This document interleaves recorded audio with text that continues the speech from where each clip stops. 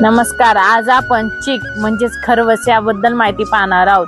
गाईच्या पहिल्या दुधाला चीक किंवा खरवस असे म्हणतात, ज्यामध्ये इम्युनोग्लोबिन असते, त्यामुळे रोगप्रतिकारक शक्ती पॅसिव्ह इम्युनिटी वाढवते, काही आजारांपासून बचाव होतो, तसेच सांधेदुखी यांसारख्या समस्यांवरही उपयुक्त ठरू शकतो।